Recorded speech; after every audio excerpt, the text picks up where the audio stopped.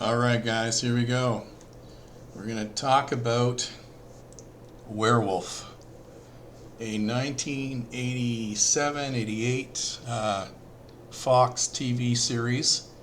And if you like older TV shows, you'll actually really like this show.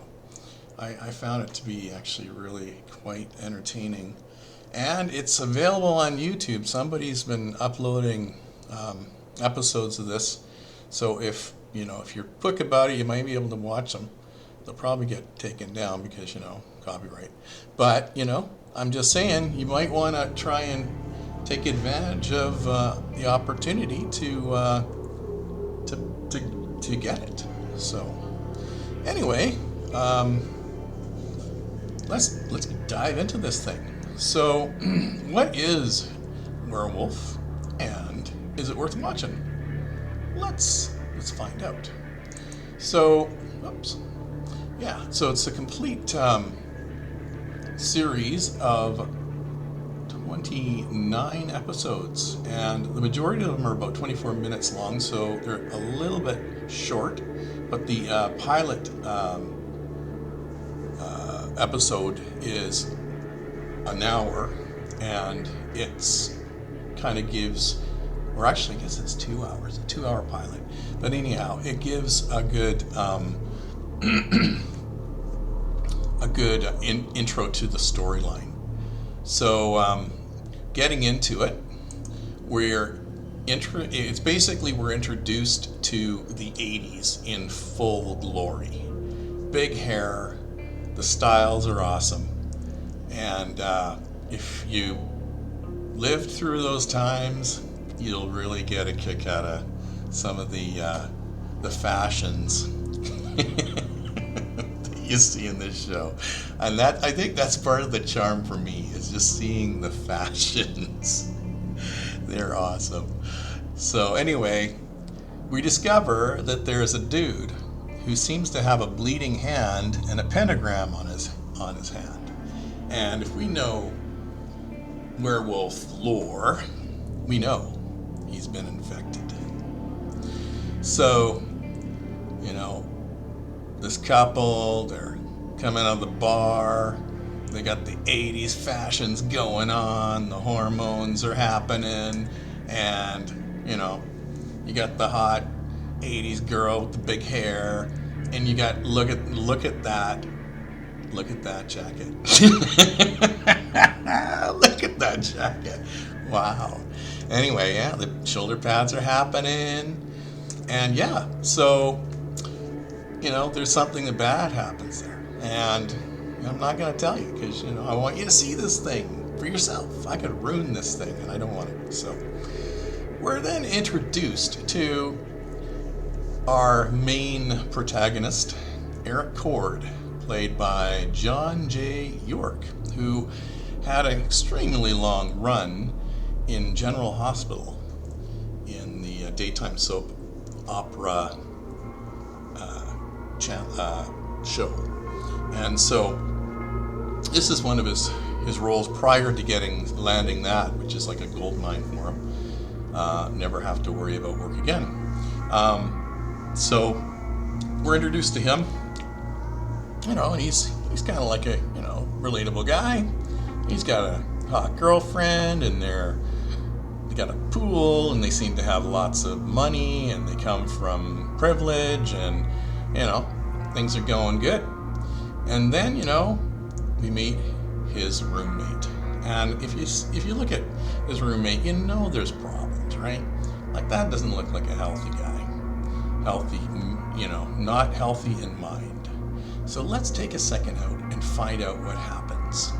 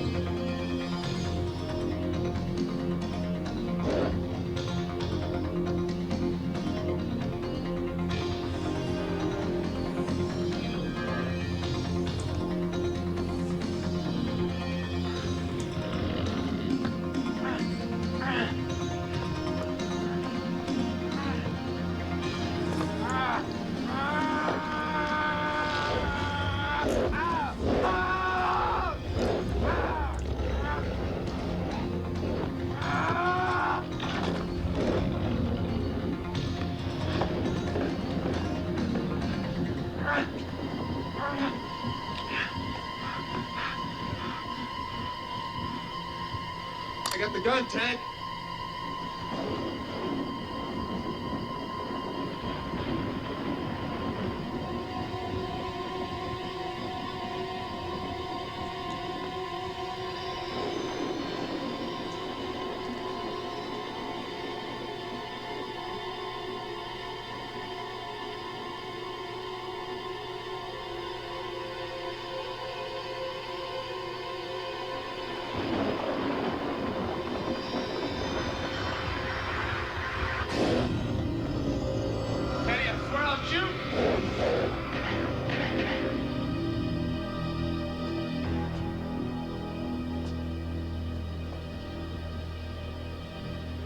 What in the world's going on? What are you boys doing?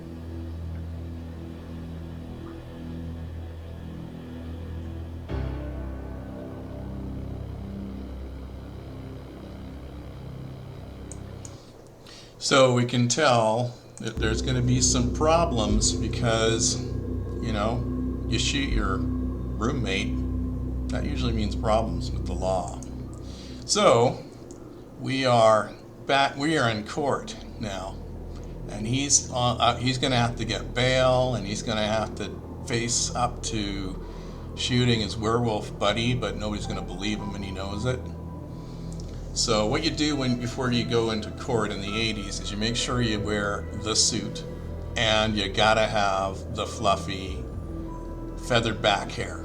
You gotta spend a bit of time on that because you don't want to go to court without some good hair going on there.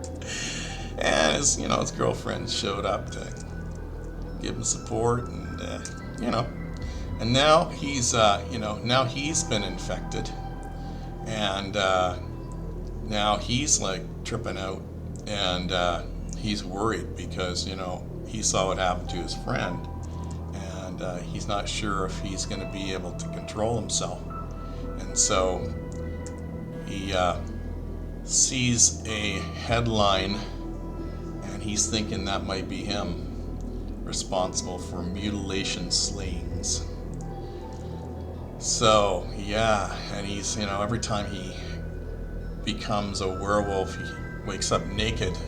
So that's another challenge because what do you do if you're naked and after being werewolf for the night? So yeah, so he's in a predicament. And then this bounty hunter has been sent out because he skipped his bail. He should have showed up in court to defend himself against killing his roommate in self-defense because he was a werewolf. So yeah, this guy is trying to figure out where he went, and he's hunting him down, and he's noticing hair, like weird hair, werewolf hair, and so he's in trouble.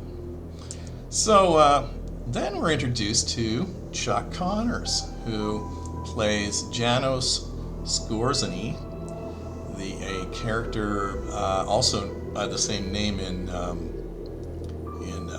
Carl Kolchak's The Night Stalker. The vampire in that show is also named the same thing, but in this one, he is a imposing figure. Really, the sort of the antagonist of the storyline, and he comes across pretty foreboding, pretty. He's an older guy at this point in his career, in his acting career, but Chuck Connors can, he can be intimidating. And so yeah, he's telling, Eric Cord that, he's gonna kind of straighten him out because he's a werewolf. And so now the bounty hunter hunts down Eric, and he's got him, and he's going to take him back to the law, get his bounty, get his reward. And so he marches him into the back of his truck, and as he's like tying him up in there, getting him secured, he notices like blood, and what's the star in your hand? What's going on?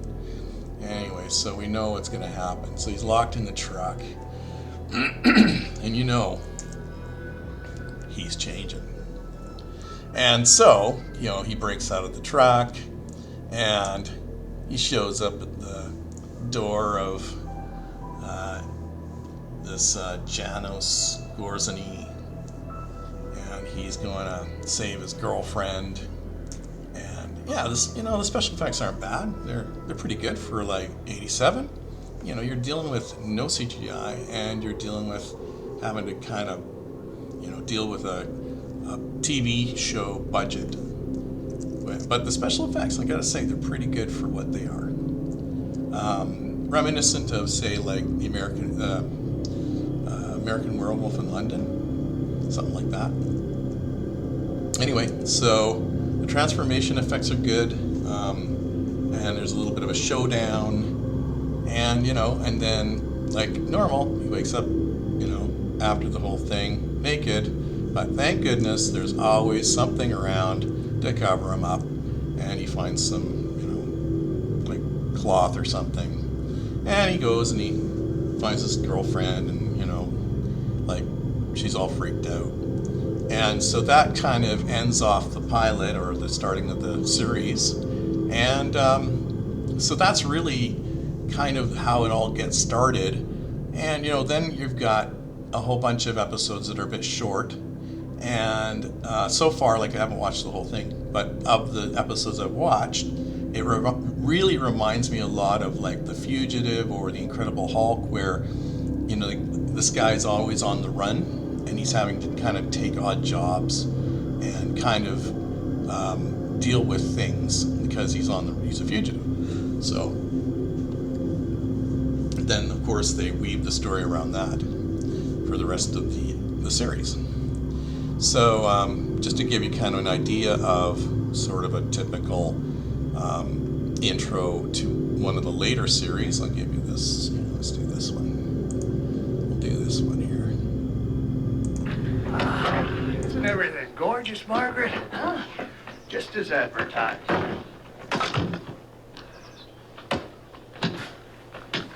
Possibly even better, Dad. I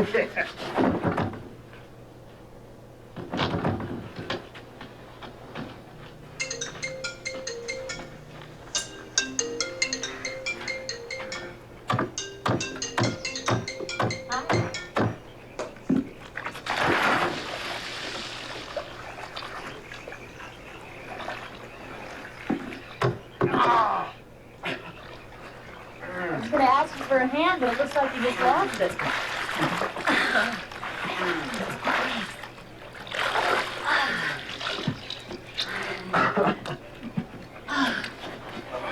Dad said there was never anybody up here but the mad German.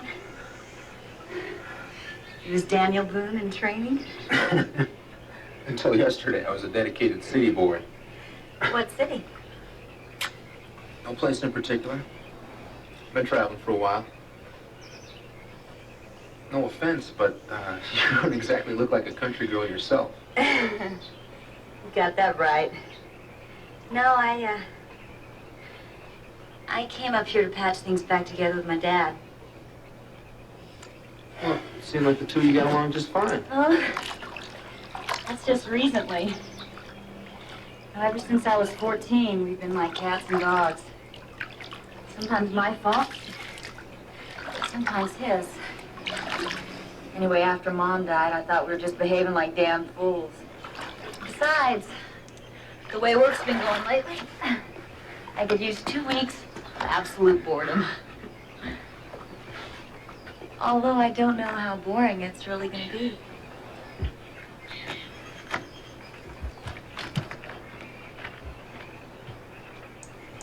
All right, there you go. Sorry for the phone call there. That happens when you are taping live. So, that's just kind of what comes with the territory. Anyway, so let's wrap it up. So what do I think of Werewolf, the complete series? I think it's a great show if you like the 80s, or if you want a taste of what the 80s were like.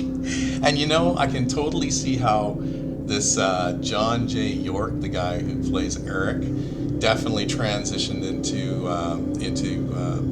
soap opera kind of roles because it feels so puffery at times. But you know, it's a fun show. I don't know. I like it. I like a lot of stuff from the 80s and 90s.